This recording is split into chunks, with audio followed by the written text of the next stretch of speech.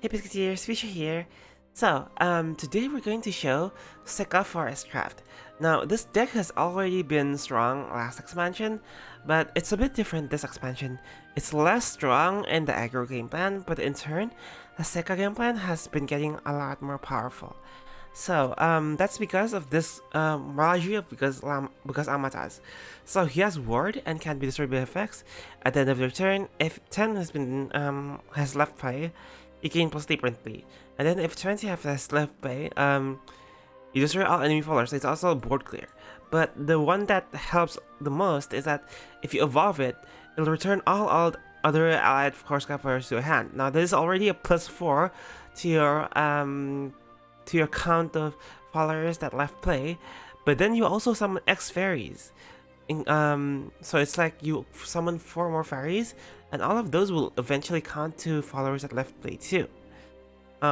So yeah, this card is actually quite powerful in that it turbo charges Sekka, and it's also a big protection, like a big card that protects you and also is a board clear. The rest of the deck is quite standard in my build here. I am making a few compromises, like for example, I'm only playing one King of Vines because I only have one, so because of that I'm not playing Walder. There is a list that plays Walder, and for example I'm playing Pierce just to like compensate because I'm just playing one King of Vines, and I'm playing Fairy Slugger because I'm not going as aggressive with Walder.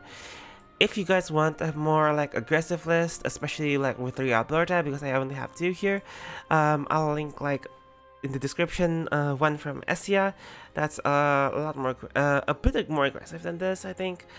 So yeah, I'm gonna show you the games, guys, and I hope you can see the power of the deck because of it. Alright, so the first match I wanted to show is against Portalcraft. Now, Portalcraft has been pretty strong in the artifact department, especially if they plop down factory, they can like OTK you out of nowhere. In our side though, Aria is very good, Gigantic Blossom is very good, both of these very good cards for your 4 early turns, and Alberta is also very good. So I just play standard here, pretty good curve. Unfortunately we are going first, so we can't Aria just yet on turn 4. So instead we're going to like improvise. Goblin Assault, of course, very interesting card. I'll have a deck profile of artifact with that eventually, but yeah, I just go face here, gets banished, and then they play by forgetting artifact, trying to establish board dominance. Now, here's the thing, right?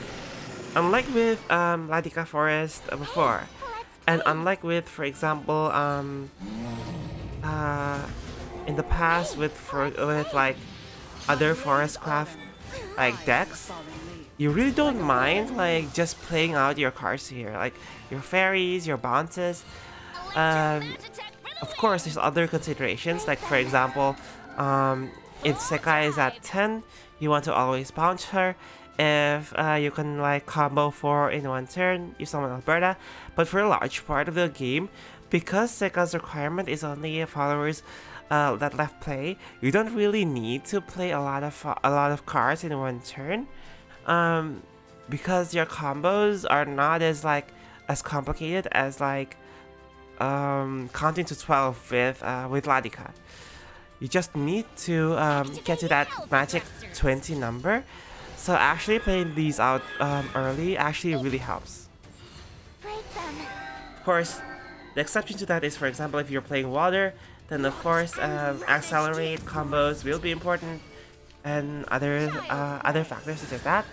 But here we just play the Aria here. Aria Evo is always the correct option, to be honest, unless you're really desperate, but I always advise it. Here we just try to value a bit, like try to give some threat to the board as well. Of course, they are artifacts, so they should be able to clear this. Even like value trading a bit. Of course, because we had a 5-4, they couldn't drop a factory safely. Now we just play a Fairy Slugger here, and then like just try to like go aggressive here while try to combo here and remove as many followers as possible, because like if you manage to combo 4 and get Alberta, not only does she like deal damage, like look at the enemy, it's already at 9 damage, right? It's also a good way to like add followers played. So Fairy Wisps are very useful to make sure you proc Alberta at almost every turn. Now here I could have played the Pierce on 6 as well, but I decided not to because I wanted to use the play points this way, and a Pierce might be useful in a later turn. So just trade here. I keep the Fairy Wisp so I can use it to combo for Alberta next turn. Sekka is already at 13. This should be 15. This should be another one. This should be another one, and of course the rest we have to kind of rely on RNG. Unfortunately, sometimes you do kind of run out of like tools for this card, for this deck. But overall, all of your cards are such good value that every top deck is like okay, and especially with this, I already get King of Vines, right? So here's the thing, I pulled Amataz, which means I can just do this, because Pierce gives me back an evolution point, and that's why she's actually okay in this list. She's like a 2 play point follower if you enhance her on 6, so she's not that heavy, and she gives you an Evo point, which means you can basically Amataz here. And then I traded because I just wanted to use the Alberta here. And then you can just Amataz. Just remove. It backs like this. Honestly, this might have been I was thinking maybe this was a misplay, but I don't think so. I think leaving it up for next turn because I can't Evo anymore this turn is the correct choice. You could have argued that I shouldn't have traded there. Should just let Amataz like clear, but I wanted to like reduce the amount of targets that artifact has. Of course, you can see the power of Amataz here. 7/7, would have destroyed board, bounced everything. Now we got to see the power of artifacts, right? Activating Alpha Thrusters. Artifact's power is like if you have enough skill, you can OTK from almost any board state, to be honest. So I was a bit, even though I'm like at 20 HP, next turn I win, I'm a bit shaking here, right? Because they can easily heal up, they can easily like just win. Like look at this, right? But fortunately, it seems that I'm okay. You will be crushed. I don't lose quite yet. And then I just get this back again. Which is why this card is like very good. You can just keep replaying him, especially when you bounce him and then you can accelerate and then he comes out again. Like he's very reusable. And then you can just play Pierce again here. See how powerful like bouncing cards from Amataz is? You get to use them again, so it's like adding more resources to yourself too. And now I just Evo the Sekka. And yeah, he just concedes because he knows he already lost. So yeah, that's pretty strong. Finally, I wanted to show a game against Havencraft, which is very important because in this game I didn't draw Arya. So I just wanted to show how you play and how you try to win even if you don't have Arya. Now this might have been a wrong mulligan, but I just wanted an Arya, so I tried to mulligan the Amataz. Unfortunately, we don't get the Arya, which is quite unfortunate because we are going second, so you know, pretty good. They are Ward Haven, which is kind of scary for us. Ward Haven sometimes could just roll you over if you were late with Sekka with at least one turn. So Sekka now is like, if you get Amataz, you consistently get Sekka off at turn 7. But the thing is, you don't always have Amataz, and sometimes you have to wait to 8. And if they have Holy Saber, you've basically lost the game. So yeah, Ward Havencraft is a bit scary for this deck. Fortunately, I do have a Tree of Wonders here, and try to like draw as best I could. Unfortunately, I've already given a spoiler, but I don't pull Arya here.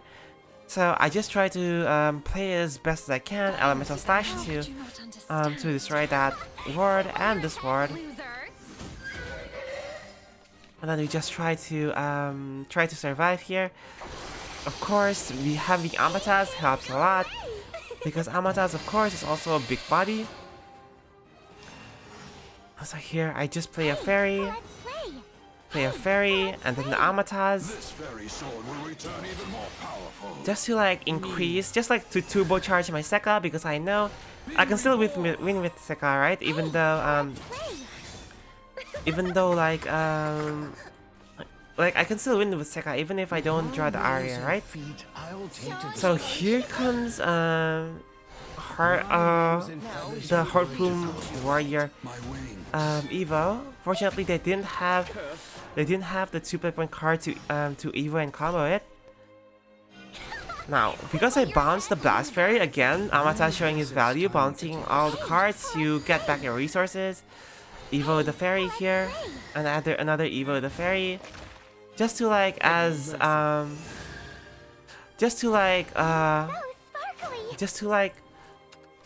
get the full value, to like get a good board.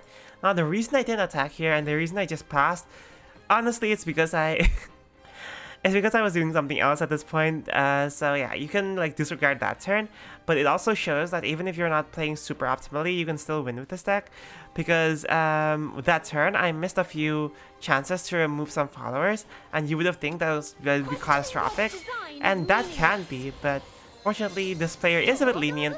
They're playing Abdiel, which is like very low tempo, and this is showing like how like turn 6 Abdiel isn't really the best. And we can see that yeah, this is because again I was doing something else, and so I apologized. But anyways, this time I do manage to actually do a play, bouncing this again. Blast Fairy is such a great like value. I didn't want to play her though. I just wanted to play the Amataz here. Maybe a better play would have been to use Blast Fairy to remove that, and then go face with the Phantom Bloom. So that's my rush playing into it there. But yeah, you can see Amataz protecting us well, and Sekka is at 14. So actually it's very close already, like just needs one more follower. And I can't even remove this, right? So yeah, we get this too, which is, I mean, it's good, but the fact that we can't remove it is also quite bad. Now here I do a mistake. Instead of trading into the Wilbert, I should have traded into one of the Holy Cavaliers. Why is that? You'll find out in a moment. And I realized this game has a lot of misplays, but I wanted to show it anyways, just because like it shows how like even if you misplay a lot, you can still win with this deck. Like when this deck is quite high skill floor and high skill ceiling, but when I how do I say this? When I first played this deck, the first few times, I legitimately did a lot of misplays, but I won the games anyways. And I just wanted to show how that's still possible, especially when you're not playing the super highest of levels, just because of how consistent the deck is. So here's the mistake, right? I forgot that this knight can't be targeted, so I can't just like deal more damage here. I mean, it's not lethal anyways, right? But yeah, unfortunate there. Of course, I also had the Wind Fairy, so yeah, just like any forest mains there is kind of like cringing here, but don't worry guys.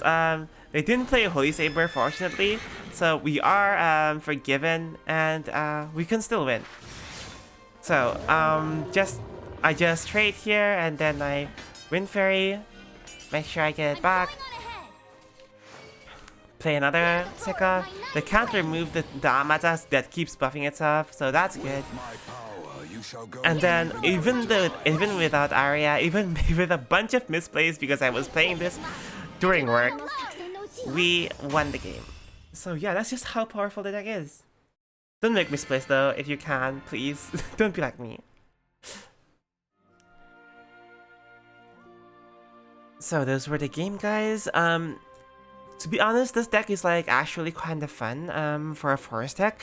Of course, you run into the frustration of a lot of Forestcraft combo decks in that you sometimes draw your combo pieces and then nothing much more.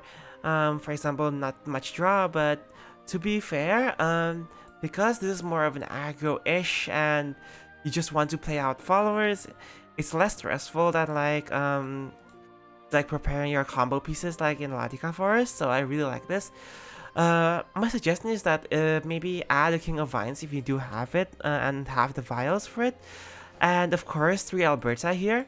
There's also a more aggressive version, like I said, in the description if you want that. But overall, I think like any kind of build, the deck is quite flexible, I think, and any kind of build is already pretty strong. Like I showed here, this deck is already pretty decent, even though it's not fully optimal, and even though I made quite a bit of misplays, especially in that last game, mostly because I was playing while I was busy. Tip guys, don't play while you're at work, please. But anyways, yeah guys, that's Sekka Forestcraft. Do you like this deck? Do you not? Do you think it'll be top of the meta once Shadow is nerfed? I think so. I think this deck can actually go 50-50 against Shadowcraft, which is pretty good. So I think it's actually quite a possibility that this will get to the top once Shadow is nerfed, in my opinion. Anyways, if you liked the video, give it a thumbs up. If you loved it, give me a sub, and like always, have a great day.